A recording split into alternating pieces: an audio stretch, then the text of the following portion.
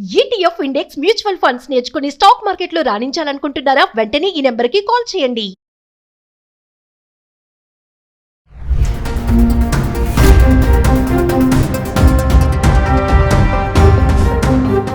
నమస్తే, welcome back to Suman TV.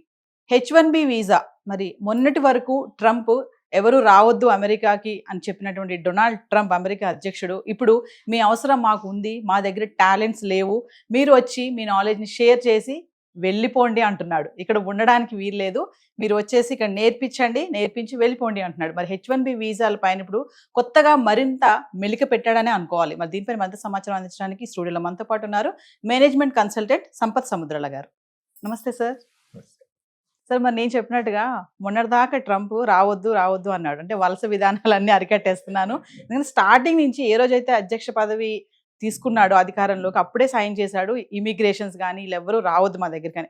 ఇప్పుడు కొత్తగా ఏంటంటే రండి, మీ నాలెడ్జ్ని మాకు ట్రాన్స్ఫర్ చేసి వెళ్ళిపోండి అంటున్నాడు, ఉండొద్దు అంటున్నాడు మళ్ళీ ఇక్కడ నేర్పించి వెళ్ళిపో అంటే దీని అర్థం ఏంటి సార్? వాళ్ళ దగ్గర టాలెంట్స్ లేవనుకోవాలా, అంటే మన వాళ్ళ దగ్గర ఎక్కువ టాలెంట్ ఉంది అంటే వచ్చి ఇచ్చి వెళ్ళిపోండి అంటే దీని అర్థం, దీన్ని ఎలా చూడొచ్చు అంటారు? ఫస్ట్గా చెప్పేది ఏంటంటే, మన దగ్గర మెయిన్ డ్రైన్ అవుతోంది, దీన్ని ఎలా ఆపాలి అని మనం ముందు ఇబ్బంది పడాల్సిన రీజన్ ఓకే. మీరు చూసినట్టుగా అన్ని సీనియర్ పొజిషన్స్లో కానివ్వండి, మంచి టెక్నాలజికల్ పొజిషన్స్లో కానివ్వండి, మన వాళ్ళే ఉన్నారు. అయితే వాళ్ళకి అక్కడ ప్రాబ్లం ఏంటంటే ఎంప్లాయ్మెంట్ ప్రాబ్లం. వాళ్ళకి ఎంప్లాయ్మెంట్ ప్రాబ్లం అనగానే ఒకటే ఏమని అనుకున్నారంటే, వీళ్ళందరూ వచ్చేసి దండుకుపోతున్నారు పొజిషన్స్, అందుకని వీళ్ళని రానివ్వని, నేను రిస్ట్రిక్షన్స్ పెడతాను అని అన్నారు. ఇప్పుడు ఇది ఎలా ఉంటుంది అంటే, అమ్మ పెట్టదు అన్న సామెతలాగా వాళ్ళు చేసుకోలేరు. ఓకే, వాళ్ళు చేసుకోలేనప్పుడు బయట నుంచి వాళ్ళకి రిసోర్సెస్ కావాలి. లేదు, మరి రిసోర్సెస్ని ఆపేస్తే మరి మన వాళ్ళని ఎంకరేజ్ వాళ్ళు చేయగలుగుతారా, చేస్తారా అని అంటే, అక్కడ ఏంటంటే నాలెడ్జ్ ఉన్నవాళ్ళు ఉన్నారా లేదా అనేది పక్కన పెడితే, వర్క్ కల్చర్, వర్క్ యాటిట్యూడ్ మనలాంటి మనం ఏది చేయడానికైనా రెడీ అయిపోతాం. అర్థమైందా? మనకి అవసరం.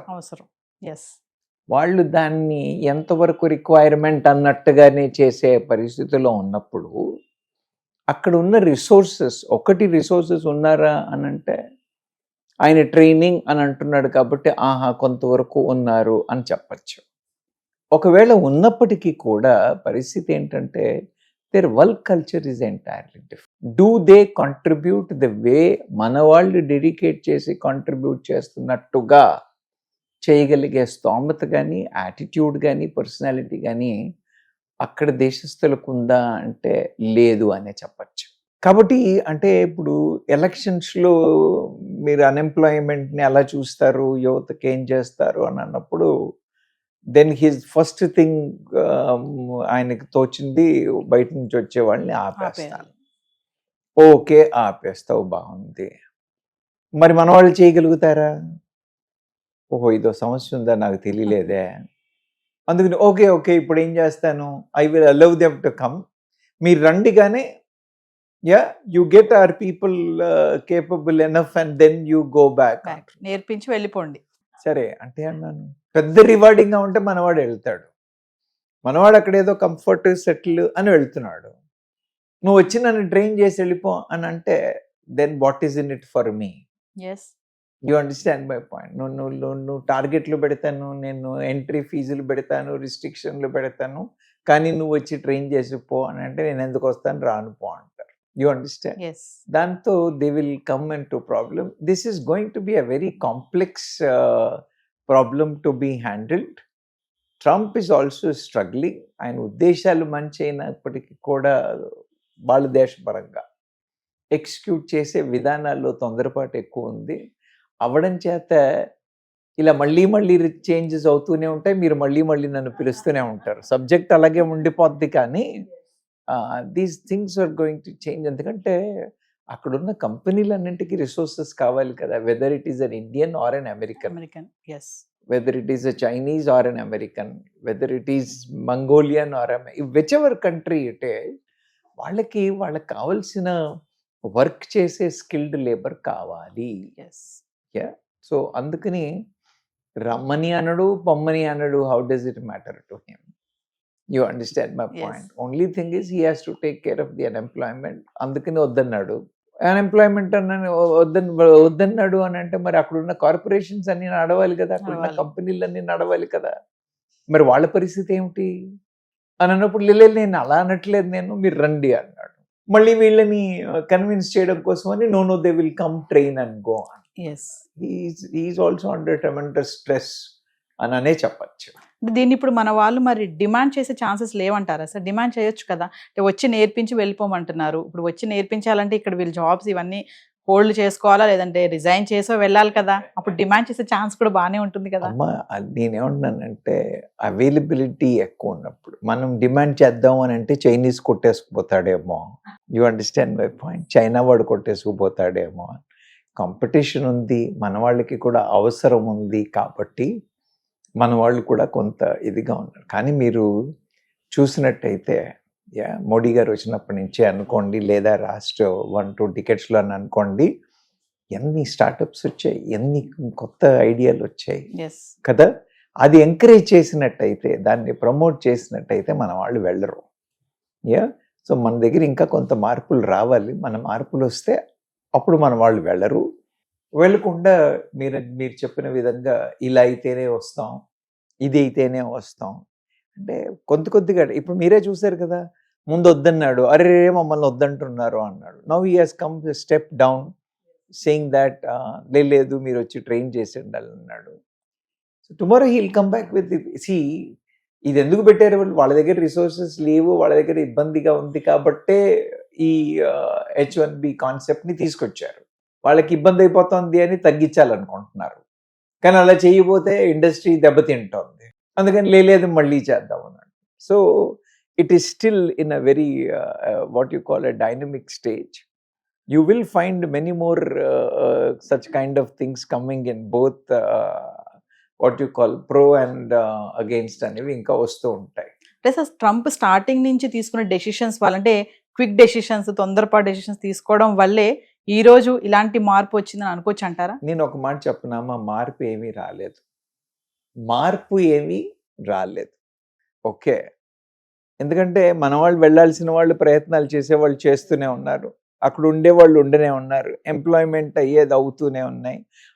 కొంత వీసా రిజెక్షన్స్ అయ్యాయి అని అన్నారు. కానీ మీరు ఎంత చూసినప్పటికీ కూడా ప్రీమియం, నేను ముందు నుంచి చెప్తూ ఉన్నాను, మాస్గా ఉన్న స్కిల్స్ ఉన్న వాళ్ళకి ఆపర్చునిటీస్ పెద్ద గొప్పగా ఉండకపోవచ్చు. కానీ స్టాండ్ అలోన్గా ఉన్న స్కిల్స్ ఉన్న వాళ్ళకి ఇవాళ, నిన్న, మొన్న, రేపు కూడా ఆపర్చునిటీస్ ఉంటాయి. అతను ఆపలేడు, వీడు వెళ్లకుండా ఉండలేరు. You understand my point? Stand out అయ్యే వాళ్ళకి ఆపర్చునిటీస్ ఉంటాయి.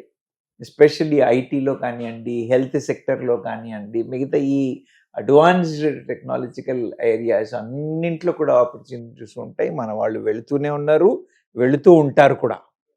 ఓకే, సో దాన్ని ఏమో ఆపలేడు. మీడియోకర్గాను run out of the mill అన్న ఇంజనీర్లు కానీ, అలాంటి వర్కర్లు కానీ, వాళ్ళు కొంత స్ట్రగుల్ అవ్వాల్సి ఉంటుంది. వాళ్ళకి ఈ సిచ్యువేషన్స్ అన్నీ వర్తిస్తాయి. బట్ ఆపర్చునిటీస్ ఇంకా కంటిన్యూ అవుతాయా అంటే కంటిన్యూ అవుతాయనే చెప్పచ్చు. కానీ ఏంటంటే వాళ్ళు పెట్టే రిస్ట్రిక్షన్స్ వల్ల మనం కూడా కొంత ఇబ్బంది పడాలి. నేను అనేది ఏంటంటే, ఇబ్బంది పడాల్సిన అవసరం ఉందా? Why are we unnecessarily? మన దగ్గర ఆపర్చునిటీ లేకో, మనం చేయలేకపోతే కదా వెళ్ళి చేయడం. Why are we taking that risk? స్టూడెంట్గా వెళ్తారు, 3 ఏళ్ళు ఓపీటీ అని వెయిట్ చేస్తారు. ఈ 3 ఏళ్ళు ఓపీటీలో టెన్షన్గానే ఉంటుంది. H1B వస్తుందా రాదా. 3 ఏళ్ళు కంటిన్యూస్గా ఎంప్లాయ్మెంట్ ఉంటేనే ఉండాలి. ఎంప్లాయ్మెంట్ మధ్యలో పోయి 60 రోజులు గ్యాప్ వచ్చిందంటే మరి ఇంటికి వెళ్ళిపోవాలా, లేకపోతే ఇల్లీగల్ అయిపోతామా, పనికి మాలిన పనులు చేసి పనులని చెప్పుకుంటామా? This the confusion for the student. H1B వచ్చిన వాళ్ళకి కూడా వాడికి రెగ్యులర్గా రెన్యువల్స్ అవుతూ ఉండి గ్రీన్ కార్డ్ వచ్చేంత వరకు లక్షల మంది వెయిటింగ్లో ఉన్నారు. మనకి ఎప్పటికొచ్చాను? ఇప్పటికి గ్రీన్ కార్డ్ కోసం వెయిట్ చేస్తున్న వాళ్ళు, నేను చెప్తున్నాను కదా, కొన్ని డికేడ్స్ టైం పట్టేట్టుంది రావడానికి. కాబట్టి గ్రీన్ కార్డ్ వచ్చే అవకాశాలు చాలా తక్కువ. రావా అంటే వస్తాయేమో, ఎక్స్ట్రీమ్ కేసులు వేరు, రావా అంటే వస్తాయేమో కానీ but they will have this kind of difficulty. అందుకని నేను చెప్తున్నాను కదా, మనం వద్దంటాం కానీ వెళ్తూనే ఉంటారు, వాడు వద్దంటాడు కానీ పిలుస్తూనే ఉంటారు, ఎస్. వాళ్ళు వద్దన్నా పిలుస్తూనే ఉంటారు. అంటే ఇప్పుడు అమెరికాలో నిపుణుల కొరత ఉంది అంటే మన వాళ్ళ దగ్గర టాలెంట్స్ ఉన్నాయనే కదా అర్థం. ఖచ్చితంగా దాంట్లో ఏ మాత్రం తేడా లేదు. దే నీడ్ అస్. మన దగ్గర వాళ్ళు ఖచ్చితంగా స్కిల్ యాడ్ చేస్తారు, టాలెంట్ యాడ్ చేస్తారు. టాలెంట్ కంటే ఎక్కువగా నేను మాట్లాడేది ఏంటంటే అక్కడ టాలెంట్ని ప్రిపేర్ చేయగలరేమో కానీ అక్కడ యాటిట్యూడ్ ప్రిపేర్ చేయడం కష్టం. వాళ్ళకి సంవత్సరంలో నేను ఇన్ని రోజులు హాలిడే వెళ్తాను, I will take sabbatical for 6 months, I will spend time with the family, I will take a break for 2 years. ఇలాంటి యాటిట్యూడ్ ఉన్న మనుషులు చాలా ఎక్కువ ఉంటారు అక్కడ. మన వాళ్ళు ఏంటి, గొడ్డు చాకిరి. ఆపర్చునిటీ ఉందంటే ఏ ఇండస్ట్రీలో అయినా, నేను ఐటీఐ అనట్లేదు, ఏ ఇండస్ట్రీలో మన వాళ్ళు ఆపర్చునిటీ ఉందంటే ఎక్కువ చర్చుకుని పనిచేయడానికి రెడీ అయిపోతారు. You understand. అందుకని మన వాళ్ళకి టాలెంటే కాకుండా the attitude of Indians to work, contribute చాలా ఎక్కువ. కాబట్టి ఇవాళ్లే కాదు, in the days to come also will have opportunities. So ఈ టైంలో మరి ఒకవేళ మన వాళ్ళు ఈ ఆపర్చునిటీకి వెళ్ళాలి అనుకుంటే మరి ట్రంప్ మళ్ళీ ఫీజెస్ పెంచే ఛాన్సెస్ ఏమైనా ఉన్నాయనుకోవచ్చు అంటారా? ఇప్పటి వరకు అయితే స్టూడెంట్స్ గా వెళ్ళిన వాళ్ళకి ఈ $1,00,000 కాన్సెప్ట్ అనేది వర్తించదు. మన దగ్గర నుంచి ఎక్కువగా వెళ్తున్న వాళ్ళు మాస్టర్స్ కోసమే వెళ్తున్నారు. కంపెనీలు ఇక్కడున్న గ్రాడ్యుయేట్స్ ని రిక్రూట్ చేసి తీసుకెళ్ళాలి అని అంటే ఆ ఫీజు వర్తిస్తుంది. If the company finds the skill, అలాంటి ఇక్కడ ఉన్న వాళ్ళలో అలాంటి మాకు అది యాడ్ అవుతుంది అంటే కంపెనీస్ హెజిటేట్ అవ్వవు. ఒకటి. రెండవది, ఈ ప్రాబ్లం కంపెనీకి, నాట్ టు ది క్యాండిడేట్. కాబట్టి if they want, they will put pressure on Trump's administration to get some leeway.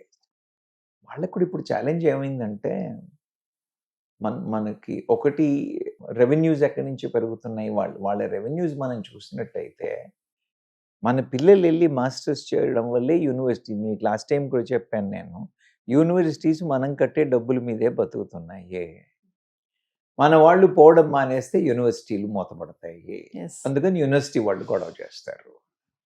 యూనివర్సిటీలు మూతపడితే మన పిల్లలు వెళ్ళరు. మన పిల్లలు వెళ్ళకపోతే వాళ్ళ ఫ్యామిలీలు ఏదైతే హాలిడేల మీద వెళ్ళి ఒకసారి కాన్వకేషన్ చూసి రావడమో, అడ్మిషన్ చూసి రావడమో అన్న ఈ టూరిజం అనే రెవెన్యూ ఏదైతే ఉందో అది కూడా ఇంపాక్ట్ అయ్యే ఛాన్సెస్ ఉన్నాయి. తరువాత ఇండస్ట్రీ ఎలాగో దెబ్బతింటుంది. సో ఈ అన్ని కారణాల చేత ఒకసారి టఫ్ అని అన్నప్పటికీ కూడా మళ్ళీ రోల్ బ్యాక్ చేయడం, మళ్ళీ చేయడం అనేవి రెగ్యులర్గా అయ్యే అవకాశాలు ఉన్నాయి. వాళ్ళ అవసరాలని బట్టి వాళ్ళు పైకి కిందికి మారుస్తూ ఉంటారు. కాబట్టి మీరు చెప్పినట్టుగా మనం డిమాండ్ చేసే పొజిషన్కి రావాలి.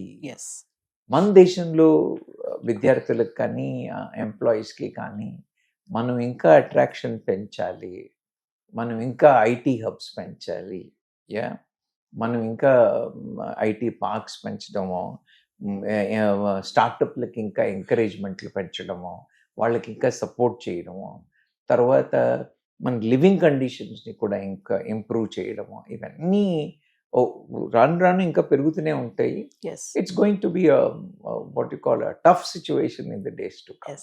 సార్ ఏదేమైనా సార్, అంటే వెళ్ళే వాళ్ళు వెళ్తున్నారు, అక్కడి నుంచి వచ్చే వాళ్ళు వచ్చేస్తున్నారు. అయితే ఇప్పుడు మనం అనుకున్నట్టుగా ట్రంప్ నాలెడ్జ్ ట్రాన్స్ఫర్ చేసి వెళ్ళిపోండి, వచ్చి నేర్పించి వెళ్ళిపోండి అని అంటున్నారు. ఇటువంటి ఆపర్చునిటీ కనుక ఎవరికైనా వస్తే మరి వాళ్ళకి కొన్ని కన్ఫ్యూజన్ ఉంటుంది, వెళ్ళాలా వద్దా, మరి ఇప్పుడు నేను ప్రెసెంట్ మంచి ప్యాకేజ్లో ఉన్నాను, అక్కడ ఇంకొంచెం ఎక్కువ వస్తుంది, నేను డిమాండ్ చేయొచ్చు, అంటే ఇక్కడ వదిలిపెట్టి నేను వెళ్ళి అక్కడ చేసి రానా అనే డౌట్స్ లో ఉన్న వాళ్ళకి ఫైనల్ గా ఏం చెప్తారు? నేనేమన్నానంటే, అలాంటి వాళ్ళు ఎలా వెళ్ళాలి అని అంటే, నేను 2 ఏళ్ల ప్రాజెక్ట్ మీద వెళ్తున్నాను, 4 ఏళ్ల ప్రాజెక్ట్ మీద వెళ్తున్నాను అన్న మైండ్ సెట్ తోనే వెళ్ళాలి. They have to go with that mind set, make big amount of money, negotiate a great package, you understand, negotiate a very good package, very good facility, అన్ని సరిగ్గా నెగోషియేట్ చేసుకుని గొప్పగా సంపాదించుకుని ఆ 4 ఏళ్లలో వచ్చేయాలి. అలా వెళ్ళాలి. మైండ్ సెట్ అలా ఉండాలి, మైండ్ అలా ఉండాలి. వెళ్ళి I will make the best use out of the opportunity అని వెళ్ళాలి. వెళ్ళి they have to make the best use out of the opportunity and come back. నేను అక్కడికి ఎలాగో వచ్చింది కదా, నేను ఇప్పుడు వెళ్ళాను, then I will try to settle down అని అంటే ఈ కన్ఫ్యూజన్, స్ట్రెస్ Yes. యాడ్ అవుతూ ఉంటాయి. Yes. అవి యాడ్ అవ్వకూడదు అని అనుకుంటే ప్రాజెక్ట్ మైండ్ సెట్ తో వెళ్ళి, ఆపర్చునిటీస్ వస్తే తీసుకోవద్దు అని అనట్లేదు, ప్రాజెక్ట్ మైండ్ సెట్ తో వెళ్ళి make the best out of it and then come back. That will be my correct advice. కానీ కొంతమంది ఏంటంటే మీరు అన్నట్టుగా ఆ ఆలోచనతోనే వెళ్తారు, కానీ వెళ్ళాక మైండ్ మళ్ళీ చేంజ్ అవ్వచ్చు. అంటే ఇప్పుడు ఇంతకు ముందు వెళ్ళిన వాళ్ళందరూ కూడా అలాగే వెళ్ళేవాళ్ళం, అక్కడే సెటిల్ అవుదామని వెళ్ళిన వాళ్ళు చాలా తక్కువ. కానీ అక్కడ వెళ్ళిన తర్వాత then they get use to it, అందుకని ఉండిపోవాలి అని ఆలోచిస్తారు. అయితే ఒక 2 డికేడ్ల క్రితం, ఒక డికేడ్ క్రితం అయితే వెళ్ళిన వాళ్ళకి ఆపర్చునిటీస్ దొరికాయి, స్కేర్సిటీ ఉండింది కాబట్టి ఇబ్బందులు పాల్పడలేదు. కానీ ఇప్పుడు అలా పరిస్థితులు లేవు కాబట్టి అనవసరంగా ఇబ్బందులు పాల్పడతారు. కాబట్టి అలా వెళ్ళకపోవడం better. But it is again the state of mind, they Yes. Should change and see what. ఎందుకంటే ట్రంప్ మళ్ళీ ఏ డెసిషన్ తీసుకుంటాడో చెప్పలేము. ట్రంప్కి ఎంత ఉంది, ఇంకా 3 సంవత్సరాలు 4 నెలలు ఏమో ఉంది. ట్రంప్ అనే కాదు, నేనే ఉన్నాను, వీళ్ళు ఇప్పుడు వాళ్ళు వెళ్ళిన వాళ్ళు H1B అన్న వాళ్ళకి 4 ఏళ్ళు మళ్ళీ ఒక రెన్యువల్ వచ్చేసి అని అంటే ఆ లోపల ట్రంప్ వెళ్ళిపోతాడేమో. Yes, so it is not on the Trump alone, but on the overall situation మనం చూసినట్టయితే we will have challenges అన్న మైండ్ సెట్తో వెళ్ళడమే బెటరు.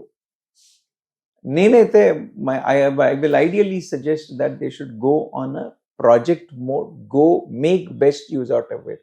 మీరు చెప్పినట్టుగా మంచి శాలరీ ఇస్తేనే వస్తాము అన్న దీంతో వెళ్ళి they should make big benefit out of it. Yes.